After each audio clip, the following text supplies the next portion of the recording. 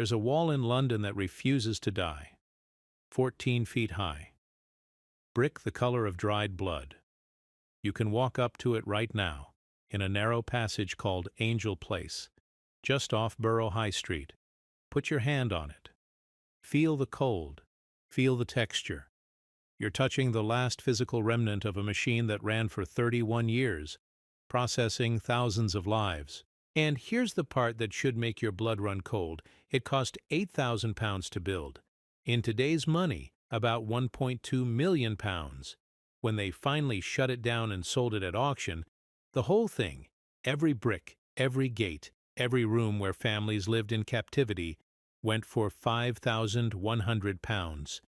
31 years of human suffering, reduced to a liquidation price, sold to an ironmonger like used equipment.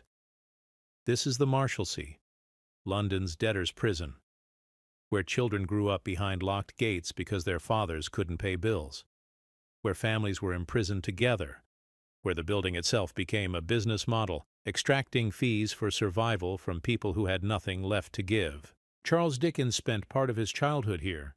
He never forgot. He couldn't. Because what happened inside these walls wasn't dramatic. It was worse. It was routine, bureaucratic, legal, a machine that converted poverty into confinement and called it justice. Today we're opening the files on the Marshalsea. We're going to reconstruct what that wall used to contain. The sounds, the economics, the slow grinding machinery of institutional cruelty. This is forensic history. This is the deep dive. And if you're ready to understand how a society can cage families for money and then try to erase the evidence, stay with me, because the wall still stands, and it has a story to tell. There's a wall in London that refuses to die. You'll find it if you turn off Borough High Street, slip into a narrow passage called Angel Place. The city surrounds it on all sides. Traffic noise, scaffolding, the smell of coffee from a shop 2 doors down. But the wall stands there like a survivor from another century, 14 feet high, made of brick the color of dried blood. The mortar between the courses is crumbling in places. Ivy climbs one section. Graffiti tags appear and fade. The bricks absorb rain, hold cold. At certain hours of the day, when the light hits it just right, you can see repairs, patches from different eras, scars on scars. The wall marks the southern boundary of something that used to exist here. Behind it now is a small churchyard garden, quiet, maintained by volunteers. A bench, some planted flowers. But the wall wasn't built for peace. It was built to contain human beings, to separate them from the rest of London, to mark the line between freedom and captivity. There's a plaque, brown metal, the kind you walk past without noticing. It mentions Charles Dickens. It mentions a name, Marshalsea. Most people don't stop. They're on their way somewhere else. But if you pause, if you let your hand touch that brick, you're touching a piece of infrastructure that once functioned as a kind of machine, a device for converting poverty into confinement, for transforming debt into a physical cage. This isn't about architecture. This is about what happens when a society decides that owing money is a crime worthy of family imprisonment. The wall is all that remains of the second Marshalsea prison, which operated in this spot from 1811 to 1842. 31 years, thousands of lives. The building is gone. The gates are gone. The chapel, the keeper's house, the cells, all dismantled, sold, demolished, paved over. But the wall survives because it serves another purpose now. It's a boundary for the churchyard. It separates the living from the dead, which is grimly appropriate when you understand what happened here. The plaque doesn't tell you about the screaming. It doesn't tell you about the children who grew up behind that wall. It doesn't mention the families who lived in rooms smaller than a modern parking space, paying rent to a jailer, eating food they had to purchase from a prison-run canteen at inflated prices, while their father or husband sat in legal limbo, detained indefinitely, not for violence, not for theft, but for the failure to pay a debt. The plaque points to Dickens because literature makes the site palatable. A novelist spent part of his childhood inside this perimeter, That makes it culturally significant. That gives it a narrative frame. But strip away the literary veneer, and what you're looking at is evidence of something darker. A system that functioned exactly as designed, for decades turning insolvency into captivity and selling survival back to the desperate at a markup. If this wall still stands, breathing in the present, holding its shape through London rain and London time, what was erased? What did the city want, gone badly enough to demolish everything except this one last fragment? And why does that erasure feel less like forgetting and more like covering up? Because the Marshalsea wasn't an accident. It wasn't a rogue institution. It was part of a long, calculated tradition of confinement in this exact neighborhood, woven into the fabric of Southwark for centuries before Dickens ever set foot here. To understand the wall, you have to go back further. You have to understand why this place, this street, this borough became London's landscape of cages. Southwark sits just south of the Thames, across from the city of London proper. Historically, it existed in a kind of legal shadow, close enough to the center of power to be useful, far enough outside the city's strict jurisdiction to be permissive. This was the zone where things that couldn't happen in the city could happen anyway. Theaters, brothels, bear-baiting pits, and prisons. By the time the Marshalsea gets rebuilt in the early 19th century, Southwark already has infrastructure for confinement scattered throughout its streets. The Clink, the King's Bench, the Borough Jail. These aren't just buildings, they're urban organs, each serving a different legal function, some for criminals, some for debtors, some for political detainees. The Marshalsea specializes. It's under the jurisdiction of the Court of Marshalsea, which originally dealt with offenses committed within the verge of the royal household, a 12-mile radius around the monarch. Over time, its mandate expands, contracts, shifts, but its core function remains, holding people whose primary offense is financial failure. The genius of Southwark's prison ecosystem isn't brutality, it's logistics. You need to be close to the courts, close to the river for transport, close to Borough High Street where the coaching inns operate. You need inns because visitors come, families come, lawyers come, creditors come. A prison isn't just a static box, it's a node in a network. People flow in and out, some in chains, some with papers, some with money. And that's the key. The Marshalsea doesn't exist to punish monsters, it exists to process paperwork. A debt becomes a court judgment. A judgment becomes a warrant. A warrant becomes a body in a cell. The system is administrative, bureaucratic. It doesn't need to be dramatic to be devastating. It just needs to function, day after day, converting legal abstractions into human confinement. The machinery of custody becomes indistinguishable from the machinery of commerce. The prison sits near markets, near alehouses, near the roads that bring travelers into London from the south. It's embedded in the city's metabolic flow, not isolated from it. That's what makes it efficient.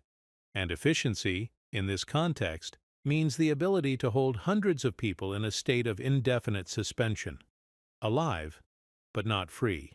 Detained, but not sentenced to any fixed term. The prison's purpose isn't correction. It's pressure.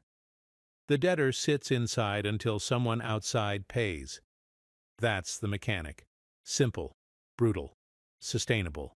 By the late 1700s, the original Marshalsea, the one that predates the wall you can still touch, is falling apart.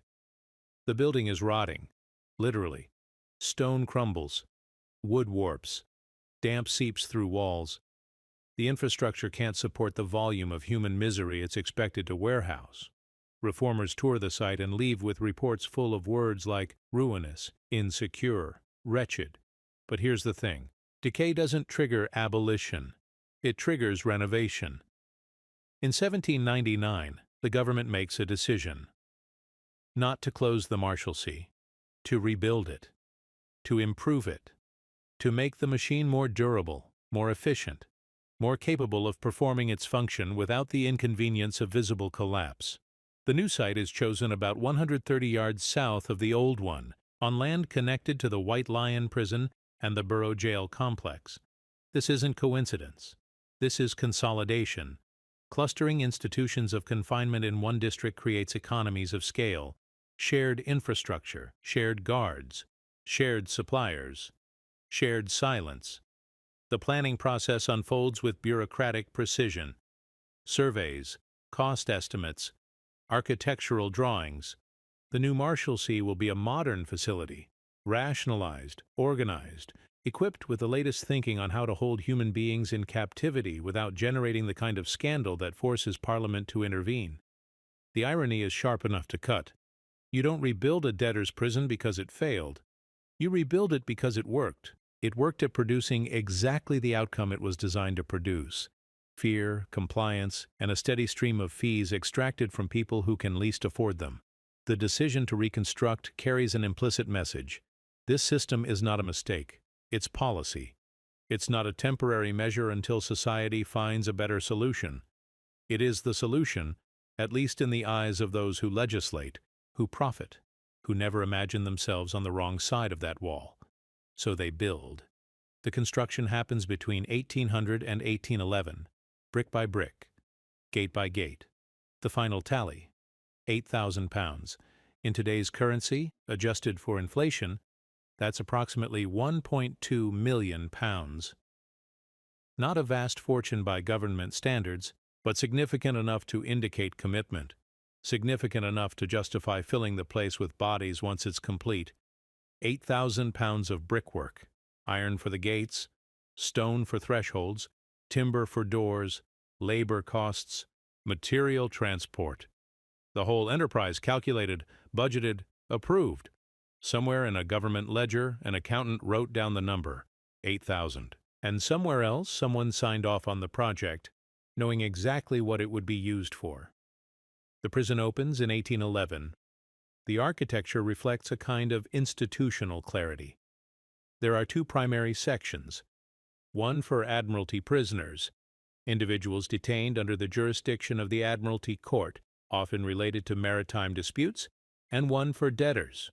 The two populations are separated by internal gates and walls, but they share a single chapel, a processing unit for different kinds of captivity, united by a common need: the appearance of moral order. The layout is deliberate: a keeper's house, a suttling house, essentially a canteen where prisoners can purchase food and necessities at marked-up prices. A courtyard, a series of small rooms where families, not just individuals, will live. Because this is one of the Marshalsea's defining features, it's not just a prison for men. It's a prison where wives and children can join the debtor, either voluntarily or because they have nowhere else to go. The design doesn't advertise itself as cruel. It advertises itself as humane. See, we allow families to stay together. We provide a chapel for spiritual guidance. We allow movement within certain boundaries. But the fine print, the operational reality, is darker. Every concession has a price. Every basic necessity becomes a transaction. The prisoner arrives. Let's say he's a tradesman, a tailor who couldn't pay rent, a clerk who guaranteed a friend's loan and got burned, a merchant whose shipment never came in. The debt is real. The creditor is impatient. The court issues a warrant. Bailiffs arrive at his door. His wife watches. His children watch. He's taken. He enters the Marshalsea through an iron gate on a narrow alley off Borough High Street. The gate closes behind him with a sound that iron makes: heavy, final, indifferent. He's processed. His name is recorded in a ledger. He's assigned a space. Maybe a room if he has money. Maybe a corner of a communal area if he doesn't. And then comes the first education. Nothing here is free. The suttling house operates as a monopoly. If you want bread, you buy it there. If you want candles, you buy them there. If you want beer, coal for heating, soap, a blanket, everything flows through the prison's internal economy. The prices are higher than on the street outside. Naturally, you're a captive market in the most literal sense. The keeper, the man who runs the Marshalsea, is paid a salary, but his real income comes from fees. Fees for entry. Fees for better accommodations. Fees for privileges like walking in the courtyard during certain hours. Fees for permission to receive visitors in a private space rather than in a common room. This isn't corruption. This is the business model. The settling house economy turns confinement into a profit center. The prison doesn't just hold you, it bleeds you. And if you arrive with nothing, if your arrest already stripped your household bare, you're entering a system that will extract value from your humiliation, your desperation, your hunger. The scandal isn't one cruel keeper. The scandal is that the cruelty is structural, encoded into the operational design. A prison that monetizes deprivation isn't a failure of oversight. It's a success of planning. And the deeper horror, this isn't secret. Everyone knows. Reformers publish reports. Journalists write articles. Members of Parliament give speeches. And still, for decades, the machine runs. Because it serves a purpose. It keeps debtors under pressure. It creates leverage for creditors. It reinforces the social order. Those who can pay stay out. Those who can't stay in. The Marshalsea, in this sense, is a monument to a particular philosophy, that financial failure is a kind of crime and that the appropriate response is confinement until restitution is made. The problem, of course, is that confinement makes restitution impossible. A man locked inside can't work, can't earn, can't pay his debt. He can only wait for someone outside, a relative, a friend, a creditor who takes pity, to settle the account and release him. Some wait days, some wait months, some wait years, some die inside. Before the new Marshalsea opened, before the 8,000 pounds of brickwork went up, the prison's reputation was already poisoned by decades of testimony. Reformers described it as ruinous. Witnesses before parliamentary committees called it insecure. Survivors called it wretched. The word wretched does a lot of work. It's not just about physical decay, though that's part of it. Damp walls, broken floors, insufficient light. It's about the psychic architecture, the feeling of being trapped in a system designed to exploit your lowest moment. The knowledge that every day inside costs money you don't have, that your family is suffering, that your children are growing up behind gates. And there's history here. The Marshalsea has seen riots. In 1749, prisoners rebelled against conditions. In 1768, another uprising. Each time the authorities put it down, investigated, promised reforms. But the reforms are always patchwork. A new rule here, a new inspection process there. The fundamental structure remains unchanged, because what would real reform look like? It would look like abolition. It would look like a society deciding that debt imprisonment is barbaric, that poverty isn't a crime, that confinement doesn't solve insolvency. And that decision won't come for decades. Not until the Marshalsea has cycled through thousands more lives, not until the cultural mood shifts enough to make the whole system politically untenable. So, in 1811, when the new Marshalsea opens, it's not starting fresh. It's inheriting a culture. The staff know how this works. The keepers know the informal rules. The prisoners arriving from the old site, yes, some are transferred directly, know what to expect. And the new arrivals, the ones coming in blind, will learn fast. The building might be new, but the logic is old. A fresh wall can't disinfect a business model. A renovated facade doesn't erase institutional memory. The prison carries its history forward like a virus, adapting but not changing. And now, in 1811, the gates are open. The ledger is ready. The settling house is stocked. The chapel is consecrated. The keeper's salary is approved. The machine is operational. Now we step inside. Now we watch it run, hour by hour, transaction by transaction, until the pattern becomes clear and the horror becomes routine. The day begins with a sound. Not a bell. Not a whistle. Just the scrape of iron on stone as the first gate opens. Dawn hasn't fully arrived yet. The light is gray, uncertain, the kind of light that makes you feel like you're waking up inside someone else's life. The keeper's assistant, sometimes called a turnkey, moves through the corridors doing a head count. This isn't roll call with names shouted in formation. This is just verification. Bodies present. Bodies accounted for. The prison needs to know you're still here, that you haven't somehow slipped through a crack in the system during the night. You don't get breakfast provided. That's not how this works. If you want to eat, you walk to the settling house once it opens. If you have money, you buy bread. If you have more money, you buy something to put on the bread. If you have no money, you wait. Maybe someone in your room shares. Maybe a visitor brings something later. Maybe you just wait and feel your stomach hollow out. The architecture controls everything. Movement requires permission in the form of unlocked gates. The prison is divided into zones, sections separated by walls, by doors, by thresholds that only open at certain times. You can't simply walk from your room to the courtyard. You need the gate to that section to be open. You need to be allowed. And even then, you're contained within specific boundaries. The churchyard wall is the ultimate limit. Beyond that, London continues without you. This is the geometry of captivity. Not chains, but circulation control. Not cells, but permissions. You're free to move within the permitted radius. You're free to wait. You're free to spend money. You're free to hope someone outside remembers you exist. The rhythm settles into a pattern. Morning. People shuffle to the settling house, to the courtyard, to whatever space they're allowed to occupy. Midday.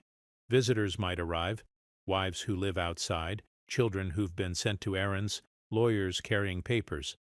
Lawyers are common. They bring news. Usually bad news. The debt hasn't been settled. The creditor won't negotiate. The case is delayed. Come back next week. Next month. Next year. Afternoon. The light changes angle, throws shadows across the courtyard. Some men play cards. Some read, if they have books. Some just sit. Sitting is an activity here. Waiting is a full-time occupation. The uncertainty is the real sentence. There's no release date, no countdown, no finish line, just the open-ended present, stretching forward until money appears or you die. Evening. The settling house does its best business. Men buy ale, not because it's particularly good ale, but because it's something to do, something to soften the edges of the day. The turnkeys start closing gates, section by section. The prison contracts. Movement corridors close. By nightfall, you're confined to your sleeping area. You lie down on whatever surface you've managed to claim. A bed, if you paid for it. A mat if you couldn't. Bare floor if you arrived with nothing. And then, night. The sound of other people breathing, coughing, shifting. The building creaks. Somewhere a child cries, someone prays, someone curses. The smell of too many bodies in too small a space, mixed with damp brick, with smoke from whatever fires people manage to build, with the persistent sourness of inadequate sanitation. This is the schedule. This is what it means to serve time for debt. Not hard labor, not isolation, just this. The erosion of days into a paste of routine, punctuated by transactions you can't afford and decisions made about you by people you'll never meet. But there's another schedule, unofficial, that operates parallel to the daily rhythm, the social schedule, the economy of the prisoners themselves, and it begins the moment you arrive. You're new. The gate closes behind you. You're holding whatever belongings they let you bring, maybe a bag, maybe a bundle tied with string. You're led to a room. Other prisoners are already there. They look at you the way wolves look at a wounded deer. Not cruel exactly, just calculating. Someone explains the rules. Someone always explains the rules. And the first rule is garnish. Garnish is the entry fee, the newcomer's tax. It's called different things in different eras, sometimes footing, sometimes just the custom. But the mechanic is the same. You pay the established prisoners for the privilege of joining their community. The payment can be money, or it can be goods, clothes, food, anything of value. The amount is negotiable in theory, brutal in practice. If you don't pay, life gets harder. Your belongings disappear. Your sleeping spot becomes the worst corner. You're excluded from the informal networks that make survival possible. This isn't official. The keeper doesn't collect garnish, but the keeper knows it happens. Everyone knows it happens. It's part of the prison's hidden governance structure, the rules that aren't written on the wall, but enforced with absolute consistency. The logic is almost elegant in its cruelty. The prisoners police each other. They create internal hierarchies, internal economies. They become the first line of extraction, taking from the newcomer before the newcomer has even learned the full scope of what captivity will cost. Debt creates debt inside debt. Poverty generates its own predators. And here's the genius of the system. It deflects blame. When a reformer visits, when a journalist investigates, when someone asks why conditions are so terrible, the answer is always the same. It's the prisoners themselves. They're the problem. They extort each other. They create the misery. The administration is just maintaining order as best it can. But garnish doesn't emerge from chaos. It emerges from scarcity. It emerges from a system that monetizes every necessity, that creates competition for basic survival resources, that forces inmates to generate revenue streams however they can. The prison breeds the behavior it then blames the prisoners for exhibiting. Some prisons try to formalize it, rebrand it, make it administrative. They create prisoner committees. They collect ward dues to fund communal supplies. They claim it's self-governance, a way for inmates to manage their own space. But scratch the surface and it's still the same mechanism, extracting payment from people who have nothing, enforcing it through social pressure and threat of exclusion. The line between administration and extortion becomes impossible to identify. Is the keeper turning a blind eye to garnish, or is he tacitly encouraging it because it keeps the population manageable? When prisoners form committees, are they governing themselves, or are they just performing the work of control on behalf of the institution? The answer is yes, both. The prison is a bureaucracy that mirrors the outside world, complete with taxes, fees, hierarchies, and the eternal principle that those with less get squeezed by those with slightly more, who get squeezed by those above them, all the way up to the keeper, who answers to administrators, who answer to judges, who answer to Parliament, who answers to a public that doesn't want to think too hard about what happens to debtors as long as they stay out of sight. If the prisoners police each other, what exactly does the keeper control? And more importantly, what does he profit from? The answer is access. The keeper controls the gates, the visitors, the flow of information between inside and outside. He controls permission, and permission is always for sale. Inside the new Marshalsea, there are two distinct populations sharing one architectural complex. The Admiralty prisoners occupy one wing. The debtors occupy another. The separation is legal more than physical. Different courts, different jurisdictions, different paperwork. But the brick reality is the same. Confined, monetized, waiting. The Admiralty prisoners are men detained under maritime law, sailors who deserted, merchants accused of smuggling, officers caught in disputes over shipping contracts. Their crimes, if you can call them crimes, are technical. Violations of naval regulations, breaches of maritime commercial code. They're not violent offenders. They're not threats to public safety. They're bureaucratic problems, legal loose ends that need to be tied up. The debtors, of course, aren't criminals at all in any traditional sense. They owe money. That's it. The tradesman whose business failed, the clerk who co-signed a loan, the widow whose late husband left unpaid bills, the apprentice who borrowed to buy tools and couldn't repay. They're here because insolvency has been criminalized, turned into a justification for confinement. What's darkly comic, if you can find any humor in this, is that both populations share a chapel. Every Sunday, the gates between the sections open. Admiralty prisoners and debtors walk into the same room, sit in the same pews, hear the same sermon. A single moral processing unit for different kinds of captivity. The sermons are about redemption, about patience, about trusting in divine justice when earthly justice feels absent. The chaplain, paid by the state, approved by the prison administration, delivers these messages with sincerity, maybe even conviction. He's not lying. He believes what he's saying. But the message functions as something else, a pressure release valve, a way to transform despair into piety, rage into prayer. If you can't change your circumstances, at least you can change your attitude toward them. If you can't escape, at least you can endure with grace. If you can't fight the system, at least you can submit to a higher power and believe that suffering has meaning. This is psychological engineering disguised as spiritual care. The chapel isn't just a room. It's a tool. It ventilates the pressure that builds from indefinite confinement. It provides a narrative frame that makes captivity bearable, or at least survivable.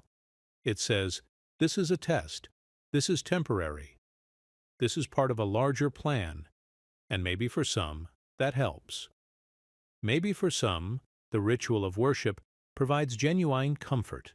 But the system doesn't offer it because it cares about souls. It offers it because it works. Pious prisoners are manageable prisoners. Hopeful prisoners are less likely to riot. Faith becomes another form of control, another mechanism for maintaining order without addressing the fundamental injustice. The prison sells itself as moral correction. Look, we provide spiritual guidance. We offer the path to redemption. But strip away the religious language, and what you're left with is economic coercion in a sanctified package. You're here because you couldn't pay. You'll leave when someone does pay. In between, here's a sermon about patience. Here's a hymn about endurance. Here's a prayer about accepting your lot. The shared chapel reveals something else too, the fungibility of confinement. Admiralty prisoners and debtors aren't treated as fundamentally different kinds of people. They're both bodies in custody. Both categories of problem that need containing. The system doesn't care much about the details. It cares about volume, about throughput, about keeping the machine running without generating too much noise. But the prison's most radical feature, the thing that makes it different from almost every other form of institutional confinement in this era, isn't the shared chapel. It's who else is allowed inside, voluntarily, to live behind the gates with the detained. A debtor is arrested. Let's say his name is William. He's 35 years old. He owes £300, about £30,000 in today's currency. His creditor, tired of waiting, takes him to court. The judge issues a warrant. Bailiffs knock on the door at dawn. William is taken. He has a wife. Her name is Mary. She has 3 children, 2 boys and a girl, ages 8, 6, and 4. When William is taken to the Marshalsea, Mary faces a choice. She can stay in their rooms and try to maintain the household on no income, because William's arrest means the loss of his wages, whatever they were. Or she can follow him into the prison, because the Marshalsea allows families to live inside the perimeter. This isn't mercy. This is policy. And the policy exists for a practical reason. If families are allowed to join the debtor, they can bring money, food, support. They can work outside during the day and return at night. They can maintain some connection to the economy beyond the walls, which means they might generate income that can eventually settle the debt. Also, it reduces pressure on poor relief outside. If the wife and children are inside with the husband, they're not applying to the parish for assistance. So Mary makes the calculation. She can't afford the rent on their rooms without William's income. She has no family nearby who can take her in. The children are too young to work. The parish might give her something, but not enough. And she wants to be near William. She wants the family intact, even if intact now means captive together. She brings the children to the Marshalsea. The gate opens, they enter, the gate closes, and now an entire family is imprisoned. Though only the father has any legal obligation to be there, the logistics of family life inside the prison are grotesque. They're assigned a room, probably one room for all 5 of them. The room is maybe 10 feet by 12 feet. There's a window if they're lucky, a door that locks if they paid extra, a fireplace if the room used to be part of better accommodation. If not, they share a fire in a communal space. Mary still has to cook. She still has to wash clothes. She still has to manage the children. But every action requires resources that have to be purchased. Water isn't free. There's a pump, but access can be controlled, rationed, or sold. Fuel for cooking costs money. Food, obviously, costs money. Candles for light after dark cost money. The children don't understand why they're here. The 4-year-old doesn't understand the concept of debt. The 6-year-old knows something is wrong but can't articulate it. The 8-year-old is old enough to feel the shame, the fear, the anger. Old enough to absorb the trauma and carry it forward. And this is happening in multiple rooms, multiple families, wives, children, sometimes elderly parents who have nowhere else to go. The prison becomes a contaminated neighborhood, a place where domestic life continues under the worst possible conditions, where childhood unfolds behind iron gates, where marriage is tested by confinement and poverty simultaneously. The women try to maintain normalcy. They clean, they cook, they manage. But the architecture fights them. The space is inadequate, the sanitation is insufficient. The proximity of other families means no privacy. Sound travels. Illness spreads. Tensions escalate. A crying child in one room keeps the entire corridor awake. Some women work outside during the day. They're allowed to leave if they have work. Laundry, sewing, domestic service. They exit through the gate in the morning and return before it closes at night. This makes them commuters of captivity. They pass back and forth through the threshold that separates freedom from confinement, but their destination at the end of the day is always the same. Back inside, back to the room, back to the husband who's still waiting for someone to pay his debt. The children sometimes attend the prison school if there is one. More often they just exist in the liminal space of childhood inside confinement. They play in the courtyard when it's open. They run errands. They watch. They learn that walls define your world. They learn that money is the only thing that matters. They learn that their father, who they're supposed to respect, who they're supposed to trust, is powerless, defeated, waiting. This is how the Marshalsea doesn't just punish a debtor. It restructures a family into a captive unit. The children become inmates without charges. The wife becomes a prisoner without a sentence. The domestic sphere collapses into the carceral sphere. Home becomes cell. Family dinner becomes prison ration. Bedtime stories happen in a room where the door is locked, not for safety but for control. And all of this is legal, permitted, part of the system's design. Because allowing families inside generates fees. More mouths mean more purchases from the settling house, more rent collected for cramped rooms, more leverage over the debtor who now has to worry not just about his own survival, but about his children's. The horror is cumulative, quotidian, relentless. Not a single dramatic event, but 1,000 small degradations compounding over weeks, months, years. The slow erosion of dignity, the normalization of captivity, the way survival becomes the only goal, and even survival costs more than you have. In 1824, one specific family enters this system. The father's name is John Dickens. He's a clerk in the Navy Pay Office. Not a criminal, not a debtor by profession. Just someone who spent more than he earned, who borrowed to maintain appearances, who let debts accumulate until the pressure became legal action. On February 20th, 1824, John Dickens is arrested for a debt of £40, about £5,000 today. Not a fortune, not a catastrophic sum, but unpaid and therefore actionable. He's taken to the Marshalsea. His wife, Elizabeth, follows him inside with most of the children, but there's one child who doesn't immediately move into the prison, the eldest son, Charles, 12 years old. He's already working in a factory, Warren's Blacking, a warehouse that manufactures boot polish. The family needs his income, meager as it is, so Charles lives in a rented room elsewhere and visits the prison when he can. This is the mathematics of poverty. A 12-year-old boy working 10-hour days in a factory, living alone, visiting his family in jail on Sundays.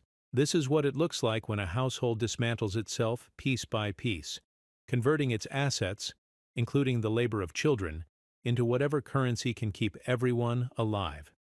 John Dickens's time in the Marshalsea is relatively short. He's released after about 3 months, partly because someone settles the debt, partly because of a small inheritance that arrives at the right moment. In the ledger of Marshalsea inmates, his stay is unremarkable, brief, typical. He's one of thousands who pass through the system, pay the toll, and leave. But Charles never leaves. Not really. The 3 months his family spent in the Marshalsea burn into his psyche with permanent heat. Years later, as an adult, as a famous novelist, he'll write about the prison with obsessive detail. He'll return to it again and again in his fiction. He'll use it as a setting, as a metaphor, as a symbol of everything wrong with a society that cages families for financial failure. The trauma becomes permanent, not because the prison is dramatic. It's permanent because the prison is mundane. Because what Charles sees isn't violence or cruelty in the theatrical sense. What he sees is the systematic conversion of poverty into captivity, the casual architecture of suffering, the way institutions can grind people down without ever raising their voice. He sees his father, someone he's supposed to look up to, reduced to an inmate. He sees his mother trying to maintain dignity while cooking in a prison canteen. He sees his siblings growing up behind a wall. He sees the way money determines everything: who eats, who has light, who has hope.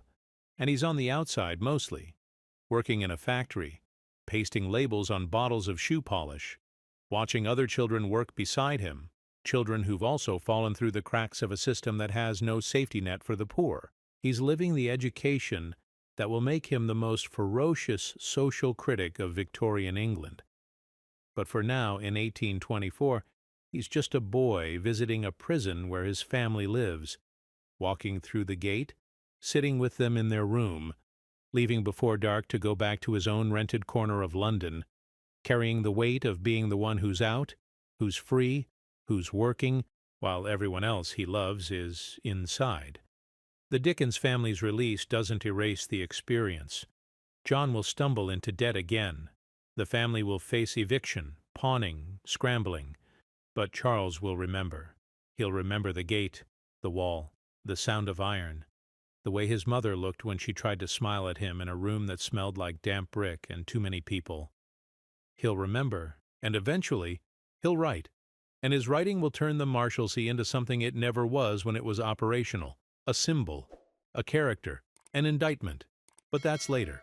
Right now, in the 1820s, the prison is still just a prison, running day after day, processing bodies, collecting fees, maintaining order. The machine continues. The years accumulate.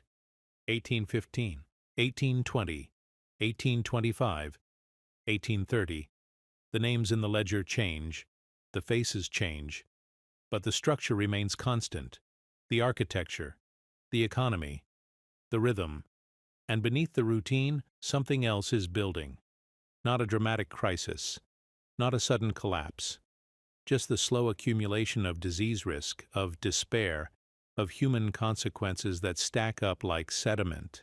The building itself becomes a sensor, a physical record of what happens when you compress too many people into too little space with too few resources. Damp seeps through the brick walls. The mortar never fully dries. In winter, the rooms are cold. In summer, they're stifling. Ventilation is inadequate. Windows, if they open onto courtyards where air circulates poorly. The smell is constant. Bodies, cooking, smoke, inadequate sanitation. The prison has privies, but they're shared, and they're not sufficient for the population. Waste accumulates. Drainage is a persistent problem.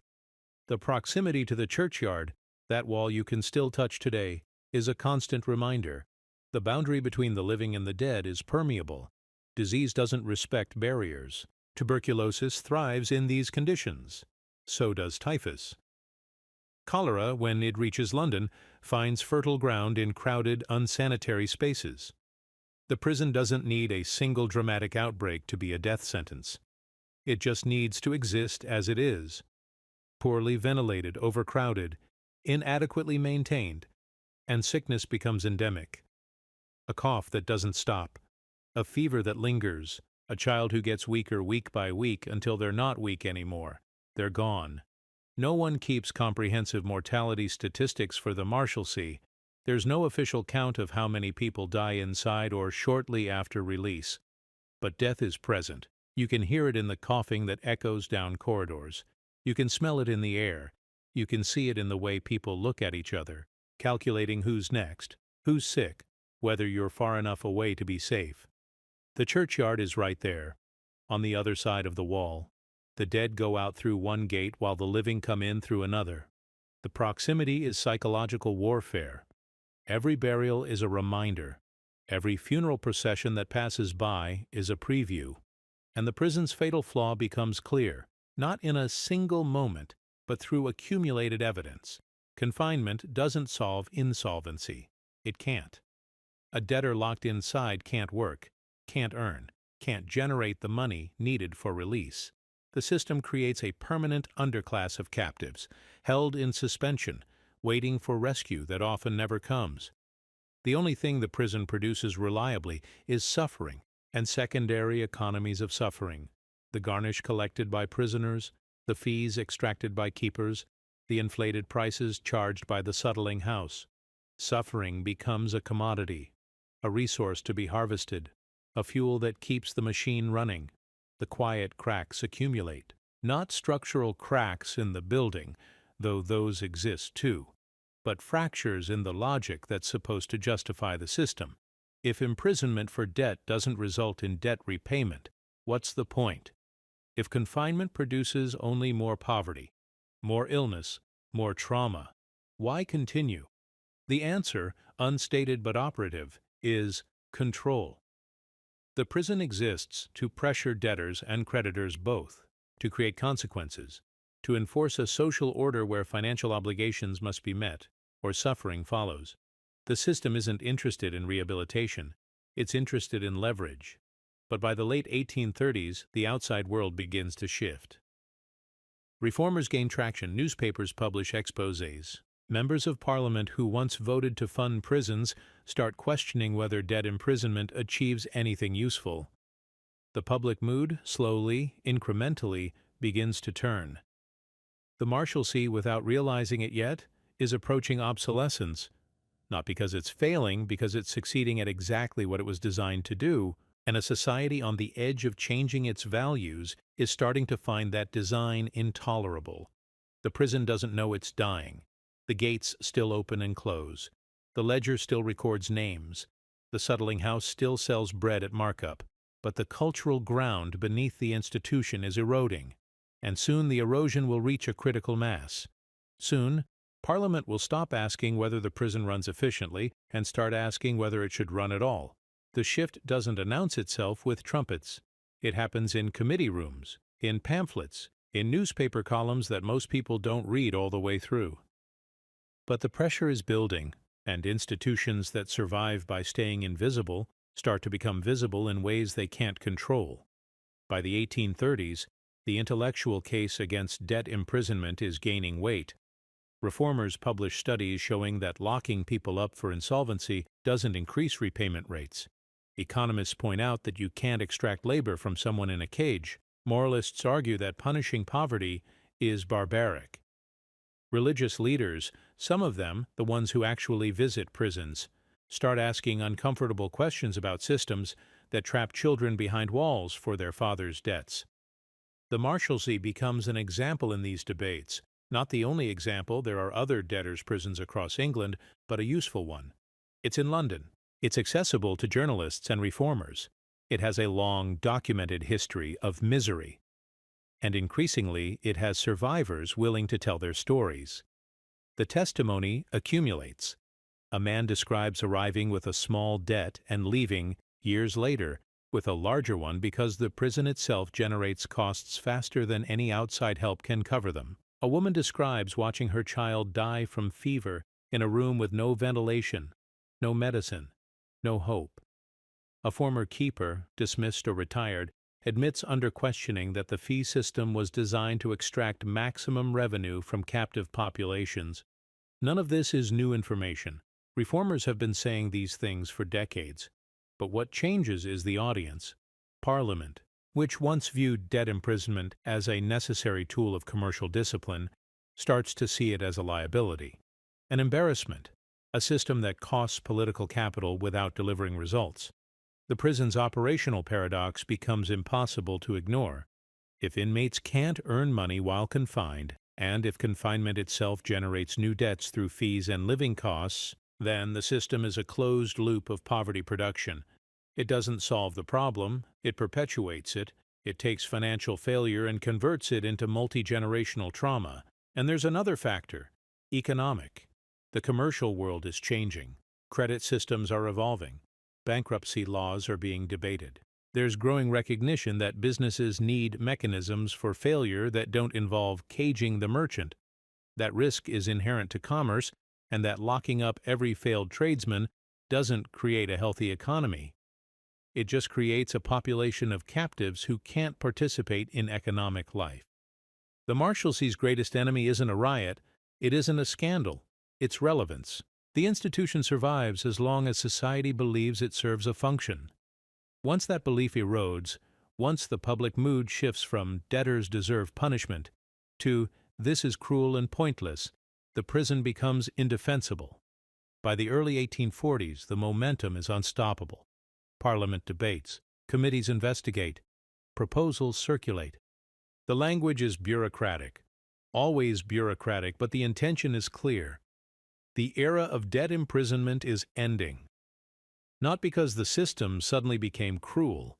It was always cruel. But because cruelty without function is harder to justify than cruelty with function. And the Marshalsea, in its final years, can no longer pretend to function as anything other than a warehouse for human despair. The Act of Parliament that kills the Marshalsea is dated 1842.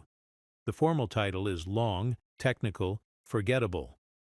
Public Act 5 and 6 Victimercy, 22. It doesn't mention the prison by name in its title. It's a broader reform of debt law, part of a package of changes designed to modernize how England handles insolvency. But buried in its clauses is a provision that amounts to a death sentence for institutions like the Marshalsea. The legal basis for long-term debt imprisonment is revoked. The courts can no longer issue indefinite detention warrants for unpaid debts below certain thresholds. The machinery that fed bodies into the prison is dismantled. The act passes. It receives royal assent. And the Marshalsea, which has operated in one form or another for centuries, is given an expiration date. The killing happens first as an institution, while the body remains standing. This is important. The bricks don't vanish. The gates stay locked. The keeper's house is still occupied. But the legal authority to confine debtors is withdrawn. The prison's purpose evaporates. What remains is just architecture. Rooms, walls, iron fittings, without the animating force of law. There's a period of transition, a few months where the machinery winds down. No new arrivals. Existing inmates are processed out. Some have their debts settled by relatives who've been waiting for this moment. Some are simply released because the law no longer permits their detention. Some are transferred to other institutions because they fall into categories that still justify confinement. Mixed with criminal charges, mentally unstable, administratively lost in the system. The process is less clean than the Act suggests. Law on paper and law in practice are different things. There are inmates who don't have anywhere to go. Families who've lived inside so long they don't have homes outside anymore. The prison, as terrible as it was, provided a kind of structure, a roof, a horrible, extractive, suffocating structure, but structure nonetheless. Release without support isn't freedom. It's abandonment. The final day of operation is November 19th, 1842. The date is recorded in administrative logs. No ceremony, no official closure event, just the last transfers, the last gate closures, the last entries in the ledger. 19 inmates classified as mentally ill are transferred to Bethlehem Royal Hospital, better known as Bedlam, another name that will become synonymous with institutional horror. The rest are moved to King's Bench Prison, which gets renamed Queen's Prison shortly after. The crown changes. Victoria is on the throne now, and so the prison's name changes to Match. Same function, different label. The transfers happen in daylight, carriages, paperwork, bodies moved from one address to another. Some inmates are in chains, not because they're violent, but because administrative procedure requires restraint during transport. Some walk freely, escorted. Children hold their mothers' hands and don't understand why they're moving again, why this new place will be any different from the last. Reform doesn't erase suffering, it relocates it. The Marshalsea closes, but King's Bench Prison, Queen's Prison now, remains open. Different wall. Same London. Same basic mechanism of confinement for debt, just under tighter restrictions, with more oversight, with the pretense of being more humane. But the Marshalsea specifically is finished. The building stands empty. The keeper is dismissed or reassigned. The turnkeys find work elsewhere. The Suttling House closes. The chapel holds no more services. The courtyard is silent. And then the question, what do you do with a dead prison? You sell it. On July 10, 1843, 8 months after closure, the property goes to auction. The lot includes everything: the keeper's house, the Suttling House, the Admiralty section, the debtors section, the chapel, the various brick houses and outbuildings, the yards, the gates, the land itself. The buyer is a man named W.G. Hicks. He's an ironmonger, someone who deals in metal goods, tools, hardware. He's not buying the property for sentimental reasons. He's not preserving it as a memorial. He's buying it because land in Southwark, even tainted land, has value. Buildings can be repurposed, bricks can be salvaged, iron gates can be melted down or resold. The purchase price is £5,100. In today's currency, adjusted for inflation, that's approximately £650,000. Let's sit with that number for a moment. £5,100. The prison cost £8,000 to build in 1800. 31 years of operation. Thousands of lives passed through, families destroyed, children traumatized, deaths uncounted, and the liquidation value is £5,100. Decades of captivity reduced to a single line on an auction sheet. A human system with all its cruelty, all its extraction, all its documented suffering, priced like used equipment. The math is obscene, not because the number is low, but because a number exists at all. Because you can convert this history into pounds sterling, record it in a ledger, and move on. The inventory from the auction catalog reads like a parts list for a dismantled machine. Keeper's house with outbuildings. Suttling house with attached yard. Chapel with benches and fixtures. Admiralty section with cells and common areas. Debtors section with rooms of various sizes. Brick houses. Iron gates. Stone thresholds. Everything itemized. Everything assessed for value. Hicks takes possession. What he does with it immediately isn't fully documented. Probably he rents out parts. The keeper's house could be residential. The other buildings could be workshops, storage, commercial space. The location is good, close to Borough High Street, accessible, near markets and transport routes. The site transitions into ordinary urban use. The prison's identity starts to blur. Gates get removed. Passages get renamed. The architecture that once enforced captivity now facilitates commerce. Shops might open in ground floor spaces. Families might rent rooms in what used to be the keeper's quarters. The city repurposes what it can, hides what it can't. This is erasure by normalization. You don't need to demolish immediately. You just need to change the function. Change the narrative. Wait for memory to fade. Let new people move in who don't know what happened here. Let the building become just another building, unremarkable, absorbed back into London's anonymous mass. The Marshalsea doesn't become a museum because it's inconvenient truth. It proves a society can cage families for money and call it order. It proves institutions can operate for decades with full legal sanction, extracting suffering on an industrial scale, and then simply close shop when the political weather changes. No accountability, no reckoning. Just a quiet transition from operational prison to sold property. The city wants to forget, not actively. That would require admitting there's something to forget. Passively, by letting commerce flow over the site like water over a stone, smoothing the edges, wearing down the details until the shape is unrecognizable. But the building doesn't vanish overnight. The final violence isn't immediate. It's delayed. It's bureaucratic. It's death by attrition. Most of the prison buildings survive into the 1870s, 3 decades after closure. That's the strange part. You'd think a closed prison would be demolished quickly. But demolition costs money, repurposing makes money. So the structures persist, adapted, degraded, occupied by people who have no connection to what happened here. Hardware merchants operate out of parts of the old prison. The historical record mentions this specifically. Ironmongers, fitting, given Hicks's profession, using the former cells and yards as storage for goods.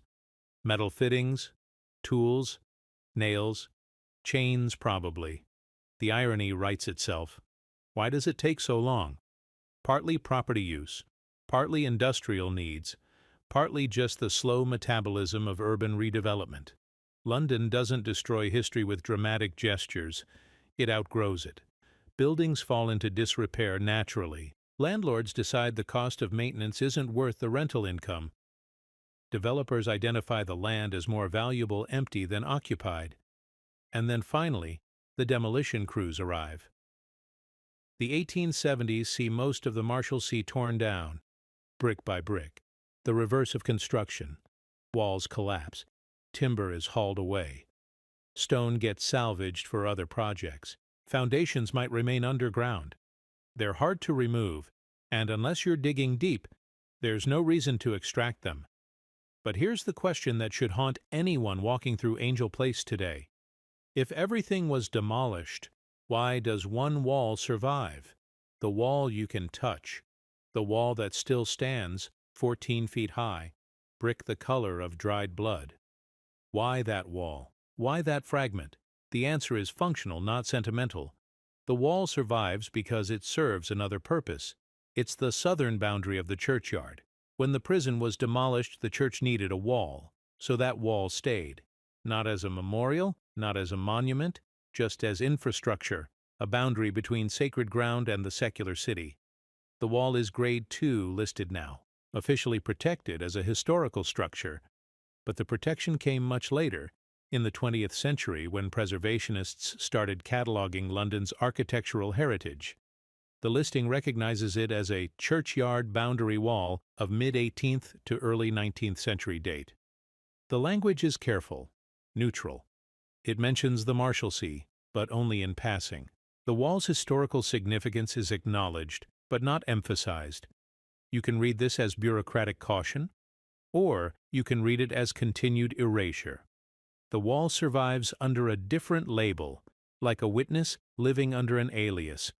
It's protected because it's a churchyard boundary, not because it's evidence of a system that imprisoned families for debt. And that might be the final indignity. The wall does its job, separating inside from outside, marking boundaries, controlling space, just like it always did.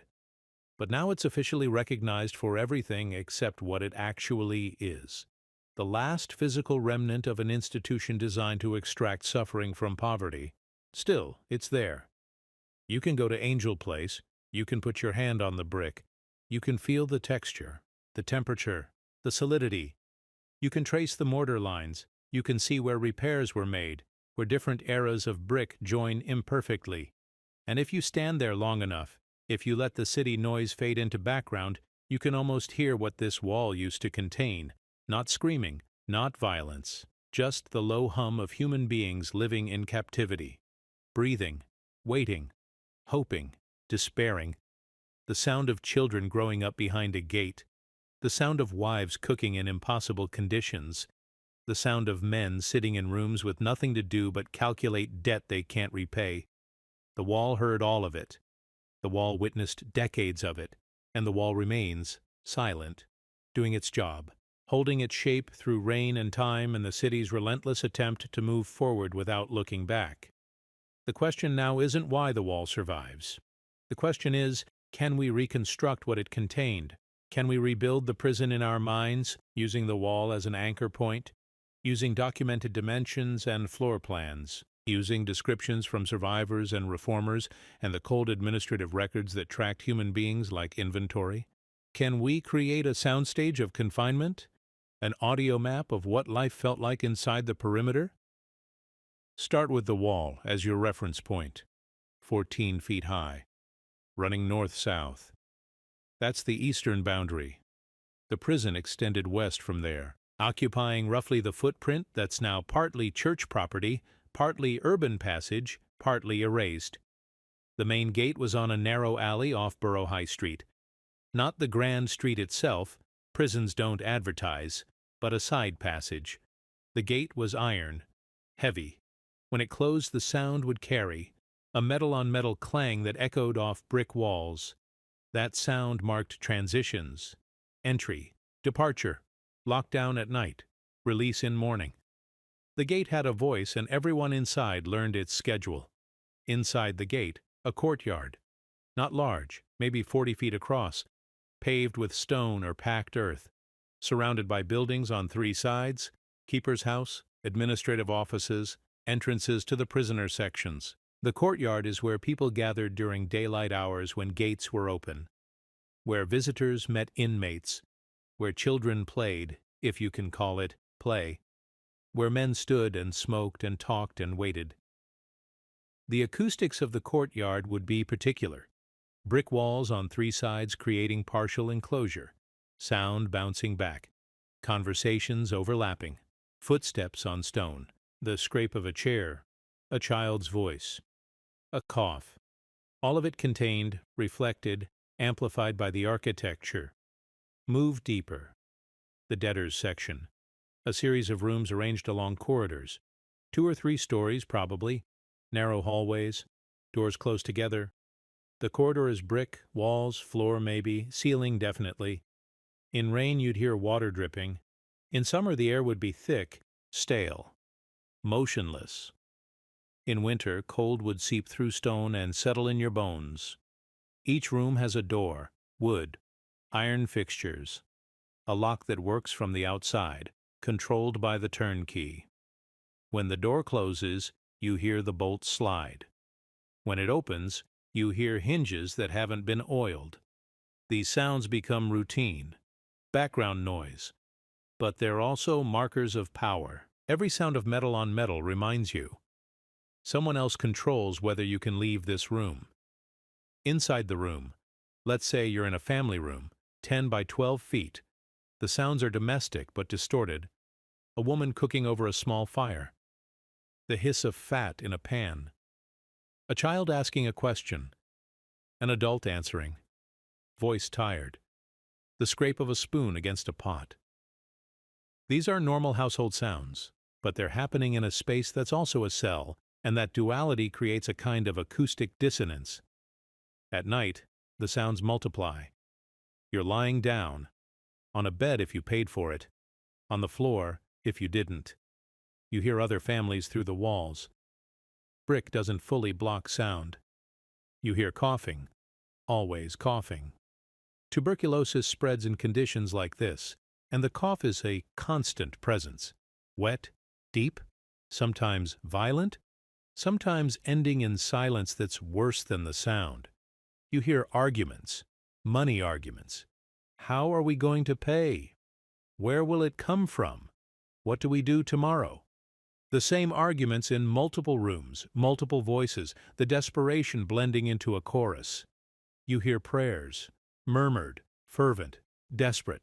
People asking God for intervention because human intervention has failed. You hear crying. Children who don't understand. Adults who understand too well. And beneath it all, the sound of the building itself. Brick settling, wood creaking, water moving through inadequate drainage. The building breathes. It has a presence. And the presence is oppressive, not actively malicious, just indifferent. The architecture doesn't care about the lives inside it. It just performs its function, containment.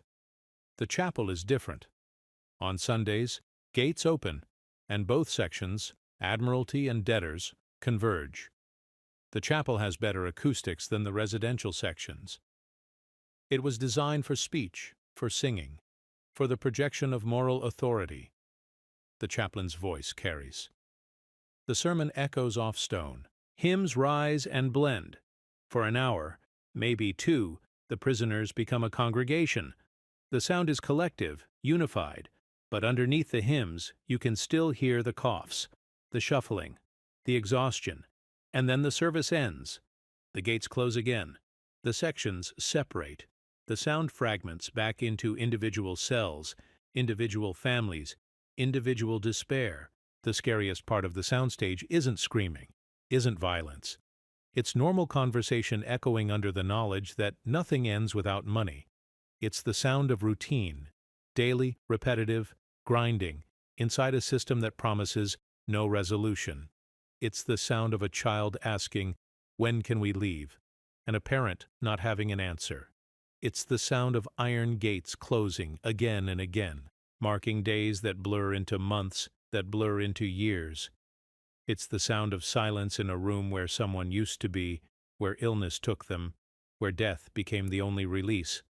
These sounds don't record, they don't preserve. They vanish with the people who heard them. But the wall remembers. The bricks absorbed it all. And if you stand there now, in Angel Place, with your hand on the wall, you're touching a surface that once held those sounds inside. That formed one edge of the acoustic container where thousands of lives unfolded in captivity. The wall is mute now. But it's also evidence. It's proof that this happened, that London built this, that society sanctioned this, that for 31 years human beings lived behind this boundary, and when the system finally closed, the city tried to forget. The wall refuses to let it, but the wall didn't invent the horror, it inherited it. Long before the second Marshalsea opened in 1811, long before the £8,000 were spent on fresh brick and iron gates, the institution already had a reputation. Not whispered, documented, testified to, published. The evidence exists in parliamentary records, in reformer pamphlets, in survivor accounts given under oath. The word that appears most frequently in this testimony is ruinous. Ruinous, not figuratively, literally.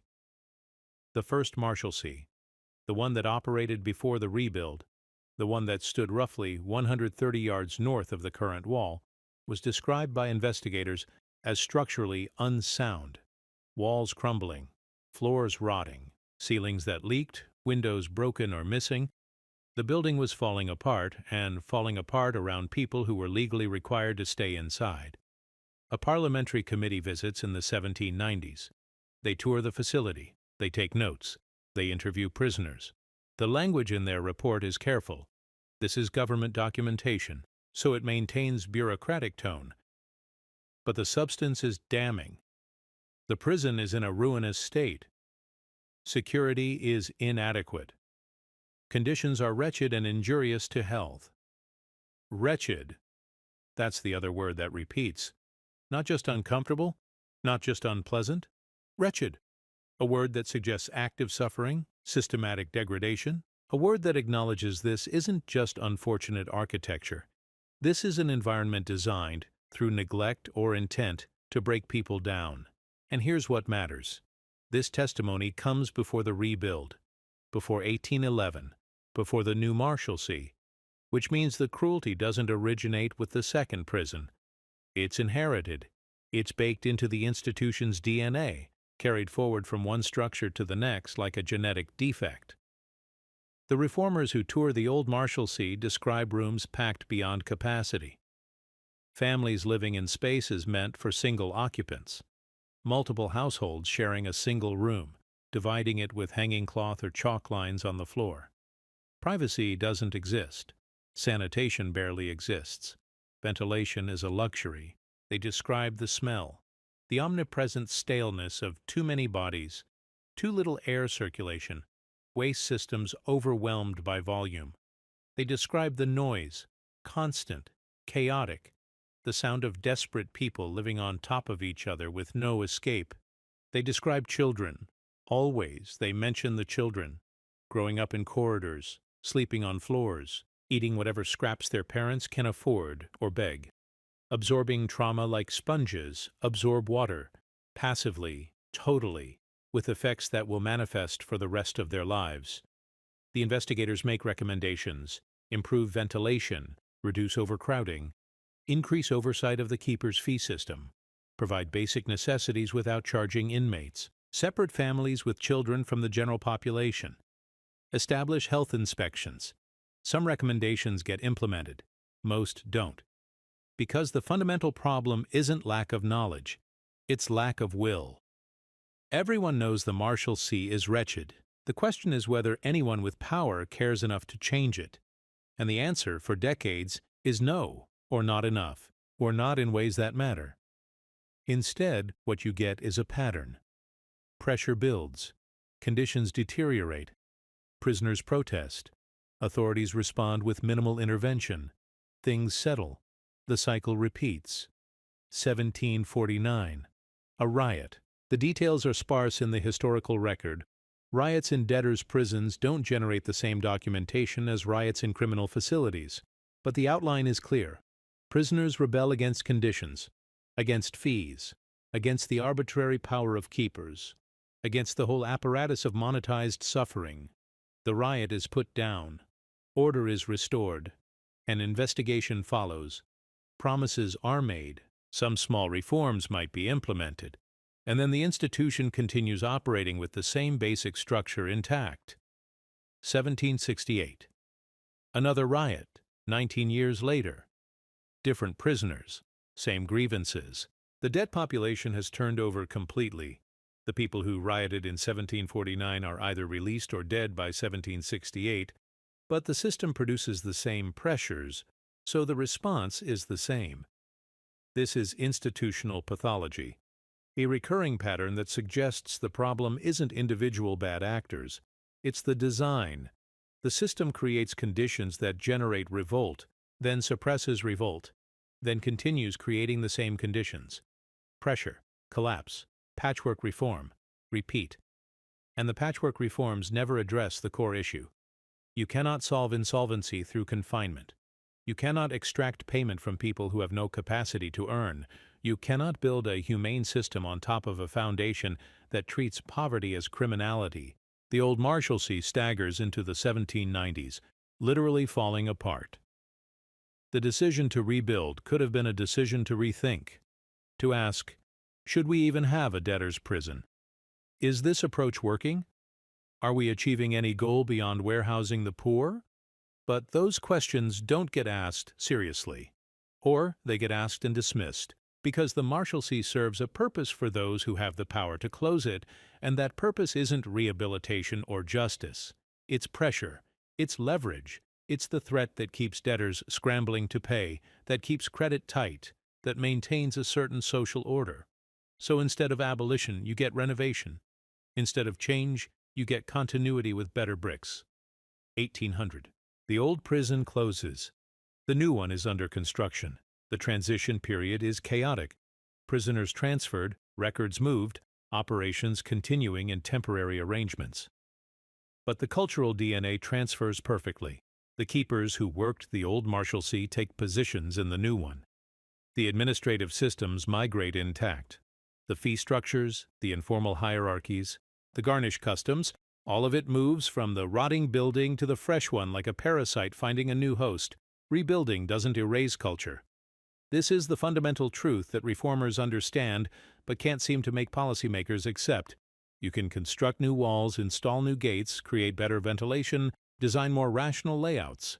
But if the people operating the facility are the same, if the economic model is the same, if the legal framework is the same, if the underlying philosophy is the same, nothing changes. A fresh wall can't disinfect a business model. The new Marshalsea opens in 1811 with all the structural improvements that £1,800 can buy. And within months, the same complaints start appearing. Overcrowding, excessive fees, keeper corruption, inadequate provisions, the exact same pathologies that plagued the old prison, now manifesting in the new one. Because the building was never the problem. The building was just the container. The problem was what the container was designed to hold, a system that converts poverty into profit, that transforms human desperation into extractable value, that treats family suffering as an acceptable cost of debt enforcement. You can trace this through the testimony. 1815, a reformer visits and reports conditions little improved from the previous facility. 1820, Another investigation finds the same fee abuses that existed decades earlier. 1825. A former inmate testifies to Parliament about garnish, about inflated prices in the Suttling House, about children growing up malnourished behind gates, testimony that could have been given word for word about the old Marshalsea. The institution has institutional memory. It remembers how to extract, how to pressure, how to maintain control through a combination of legal authority and economic coercion. And it teaches this to new staff, new keepers, new turnkeys, who learn the rhythms and the tactics and the acceptable levels of cruelty. What makes this especially dark is that the warnings were explicit. Before the new prison opened, reformers said, "Building a new structure won't fix the systemic problems.